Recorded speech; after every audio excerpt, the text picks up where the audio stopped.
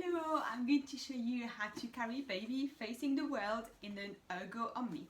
So, I've got my baby on facing me, so you can go from front facing to facing out, or you can just set it up straight away and just carry your baby facing out. I have my straps on cross because I find it helps me carry the weight a bit better, but you can have them straight, it's totally up to you, but try both anyway. So I'm going to start by changing the button settings. So on the front here, I've got two buttons.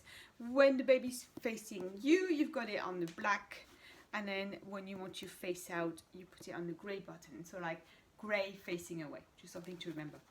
So we do that so that your baby is sitting in the M-shaped positioning facing out, and so that your baby's not sitting in the split with the hips overextended. So I'm just going to change it on both sides. Like that. If you have the mesh version of the Omni, it will be sliders, so it's not buttons, it's just sliders. So we set it facing away like this. I'm just going to loosen, so I'm just going to lift like that on each side, make it nice and loose, support baby, and then here I'm going to bring baby over my shoulder and just very gently and slowly start turning my baby around. Get the legs out to each side like that. This bit never looks very glamorous, but if you have a very heavy baby, it might be a bit tricky to do. And then I'm just going to retighten, just take my baby tight. Just going to bring my slide back around, and then I'm just going to retighten. And I like to hold the panel in place so I know it's not riding up, covering the face. So just lift like that. Same thing if you are using your carrier with your straps to it, just lift and just keep the panel in place like that, so we know.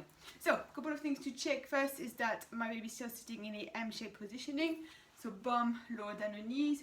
You can scoop the pelvis a bit like that, so they're still sitting nicely. Okay, I find it's easier to support the weight with arms under the straps rather than over like that, because that pulls on your shoulders a lot more. So if you can, just try to keep the arms like that. Now the face is very important. You need to make sure the panel is never covering the face, so nose and mouth are always visible. It is super important. Facing out, recommended around 5 months old, when your baby's got very good head control, so they can hold their head by themselves. If you carry your baby facing the world before that, first of all, the panel might be just a bit too tall, so it'll be covering the face. But also, it means that your baby's head might be just have to lean back like that, which is just not recommended. It's not the most ergonomic way of carrying. If your baby cries, turn them around facing you. Sometimes they can become a bit overwhelmed, and that's just a normal reaction.